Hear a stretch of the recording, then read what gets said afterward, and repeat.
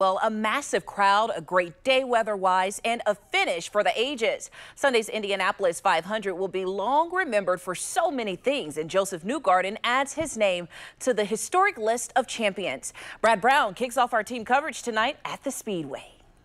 So many words could describe this 107th running of the Indianapolis 500. Unbelievable, thrilling, dramatic, and so much more. At the end of it all, it was one of IndyCar's young stars who has grown into a veteran of the series, winning his first 500 and the 19th for Roger Penske here at IMS. Drivers, start your engines. It was a tricky start to the day for Graham Rahal. After all of the drama of bump day and then replacing Steph Wilson in the 24 car, a battery issue on the grid kept Graham from taking the green flag. His day was over before it really even began. The first half of the race was a clean yet lively affair. Pole sitter Alex Palou and P2 starter Rinus VeeKay trading the lead back and forth. But a mistake by VeeKay coming out of the pits would prove costly to both drivers.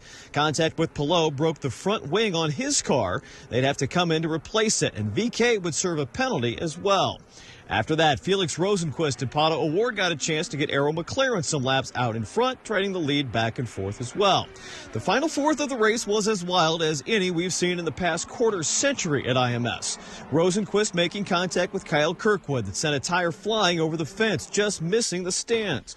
Kirkwood went skinning upside down for nearly a quarter mile. Both drivers were okay, but it brought out a red flag with just 14 laps to go. Just Felix got up into the wall. I thought he was going to stay high into the wall, shot down low, so last minute I made a decision to come back up, and he lost the car and barely clipped me. I mean, it was so close. I thought I made it, and obviously it just touched, and next thing you know, I'm flying at the wall.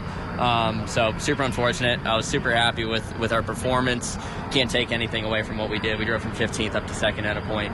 The next restart saw Josef Newgarden move to the point for the first time, but that lead would only hold for a short time as a multi-car accident brought out the second red flag, and it left Pato O'Ward knocked out of a race that he certainly had a chance to win. 3 other cars were involved as well. I was a little too nice there. I just feel so bummed. Well, there were 7 laps to go. I was going to be going for it. I was way too nice. I'll be sure that he comes with me next time.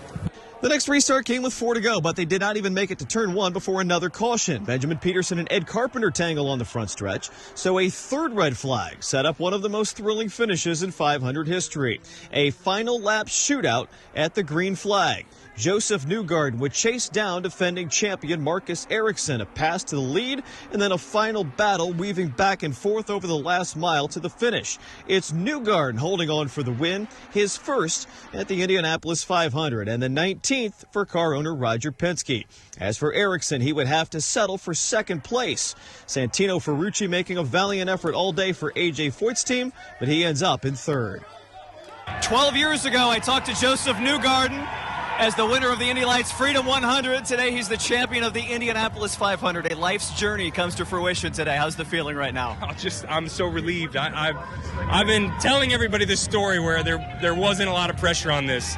And I think I've told myself that story, but there's just a lot of pressure that you cannot ignore that the Indy 500 is. And, you know, the tough thing is, I think people look at your career as a failure if you don't win this. And I don't know that I agree with that, but it's impossible to not notice that that's how people feel. And if I ever had an opportunity again to win this race, and today I had an opportunity, I was not going to let it go. I was either wrecking the car or I was winning the race. And my team, you know, I just can't speak highly enough about Team Penske. Obviously, Roger knows how to win this race very well. It's his number 19th.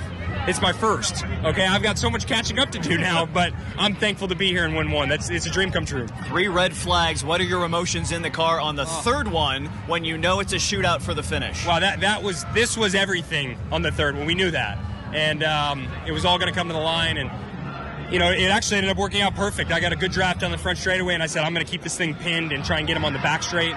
And then he had an amazing run in 3 and 4, and I saw it.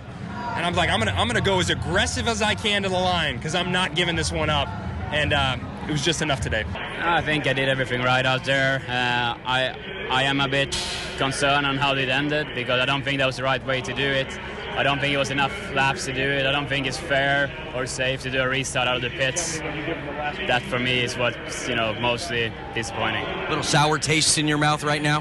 Yeah, I mean, nothing against Josef. I think, congratulations to him, but I just don't think that was a fair ending to the race. Where do you go from here? I go and win Detroit. I'm just really, really upset because I don't know if there's anything else I could have done better. Last restart, that was it for us. So yeah, but that's this place, man. That's how the chips fall. I said that all day. I would have been happy with anything today. I'll be happy with third, but yeah, I will stay bittersweet with the fact we didn't win. Dude, you ended up in the bleachers. What happened? I have always wanted to go in the crowd here at Indy. If we won this race, I said I'm going in the crowd. How can you not? The energy here, it's undescribable to people. You have to be here to understand what it's like, and I know that. And I said if I get the opportunity to win, I want to be a part of that at the end. It was the 22nd and final Indy 500 start for Tony Kanaan, an emotional day all around. Tony sharing every moment of pre-race with his wife Lauren and their kids. A video tribute on the track after driver introductions and a huge cheer as he rounded off his final laps. A 16th place finish in the end. The 2013 champion savoring every moment of this final 500 behind the wheel. It's a crazy race. We didn't have it today. But I told the guys, I said, listen, whatever happens today, we're celebrating regardless. So we're still fighting until the end. Not the result that we want, but like I said before, I said that I was going to celebrate. I'm winning regardless. So really happy. These people made me feel so good. So I have to thank the team. Aaron McLaren, Smart Stop, 7-Eleven, all my sponsors that came back to give me one last ride, and that's it. You're talking about the fans here, that emotion that they gave you to the start of the race, that loud cheer for you. What was going through your mind, and what is your message to them as you find don't cry. I was telling myself, but I think it's not about a message to them. I think I prove to them every day how much I care about them. This track is my life. It's always going to be my life, and I'm not going anywhere.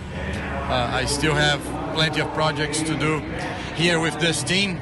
So probably in a different role, but yeah, I'm always going to miss kissing the bricks. Kanaan finishes with 8 career top 10 Indy finishes to go along with his victory. He'll continue in the series working with the Arrow McLaren team. At the Speedway, Brad Brown, WRTV Trackside.